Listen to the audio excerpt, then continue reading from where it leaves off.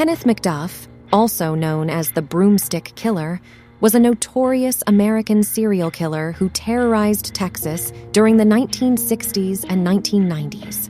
One of his most horrific and chilling crimes was the abduction, rape, and murder of 3 teenagers: 17-year-old Robert Brand, 15-year-old Edna Louise Sullivan, and 16-year-old Mark Dunham. The abduction and murders. In August 1991, McDuff, who had been released from prison on parole despite his violent criminal history, embarked on a horrifying spree of violence that culminated in the abduction and murders of 3 innocent teenagers.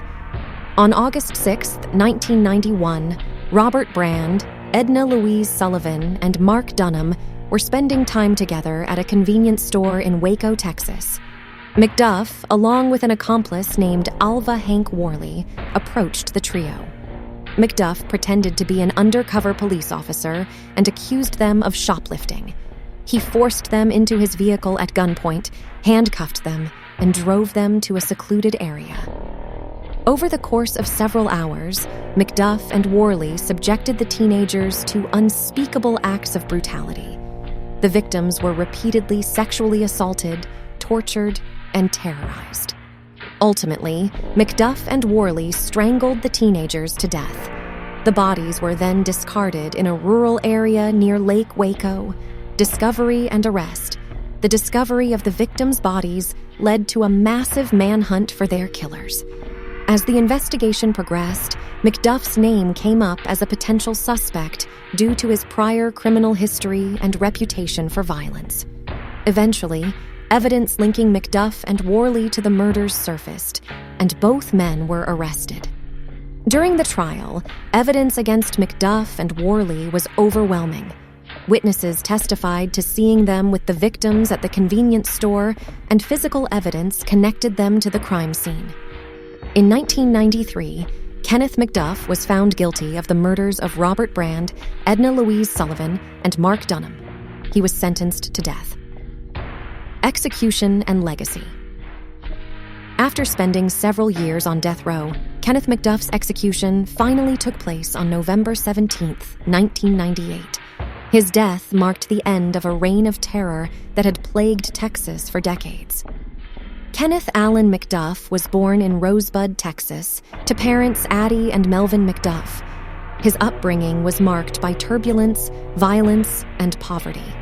His father was reportedly abusive, and his parents' relationship was fraught with conflict. McDuff's early exposure to such a tumultuous environment had a profound impact on his psychological development. Early criminal behavior.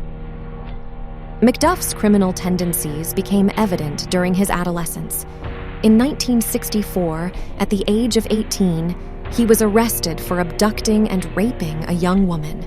He was sentenced to 50 years in prison. During his imprisonment, he became known for his aggressive behavior and inability to conform to rules, escapes and recaptures. In 1965, McDuff managed to escape from prison by scaling a wall. He embarked on a crime spree that included robbery and assault. However, he was recaptured after a few weeks. This pattern of escapes and recaptures would continue throughout his criminal career, showcasing his ability to manipulate and evade authorities. The Broomstick Killer. Era. In 1966, while still incarcerated, McDuff was convicted of a triple murder involving the abduction and killing of 3 teenagers. The brutal nature of the crimes earned him the moniker Broomstick Killer due to the use of objects like broomsticks during his acts of violence. Death sentence, commuted, and release. In 1972, the U.S. Supreme Court's ruling on the death penalty led to the commutation of McDuff's death sentence to life imprisonment. Despite his violent history, he was released on parole in 1989 after serving just over 23 years in prison. Return to violence. Soon after his release, McDuff's reign of terror resumed. He abducted, sexually assaulted, and murdered multiple victims, leaving a trail of fear and horror in his wake. His ability to blend into society and manipulate others allowed him to evade capture once again, recapture and justice. By 1992, McDuff's actions had sparked a massive manhunt. He was eventually apprehended in Kansas and brought back to Texas to face justice. In 1994, he was convicted of multiple murders, including the killings of Melissa Northrup and Colleen Reed, execution and legacy.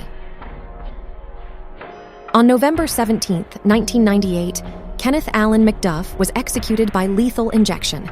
His death marked the end of his violent reign that spanned decades. His case raised questions about the justice system's handling of violent criminals and led to policy reforms aimed at preventing the release of dangerous offenders. Some interesting facts about Kenneth Allen McDuff. Troubled childhood. McDuff's early life was marked by adversity. He grew up in a household plagued by violence, with his father being abusive and his parents' relationship tumultuous.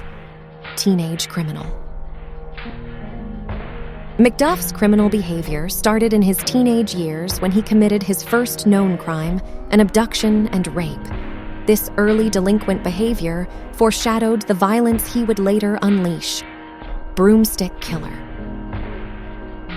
Moniker: McDuff earned the chilling nickname Broomstick Killer due to his gruesome methods of torture and murder.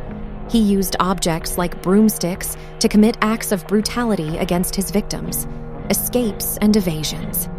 McDuff managed to escape from custody multiple times during his criminal career. His ability to elude capture showcased his resourcefulness and manipulative skills. Death sentence. Commuted. In 1966, McDuff was initially sentenced to death for his involvement in the murders of 3 teenagers. However, due to changes in the legal landscape surrounding the death penalty, his sentence was later commuted to life imprisonment. Release on parole. McDuff's release on parole in 1989 caused outrage and controversy. Many were shocked that a violent criminal with such a history was allowed back into society. Return to violence. Shortly after his release, McDuff returned to his murderous ways, abducting, raping, and killing multiple victims. This reign of terror highlighted the danger of releasing violent offenders back into society. Massive manhunt. The public outcry over McDuff's crimes prompted a massive manhunt to recapture him. The urgency to bring him to justice intensified as his body count continued to rise. Capture and justice. McDuff's eventual recapture and conviction brought relief to the community and justice for his victims.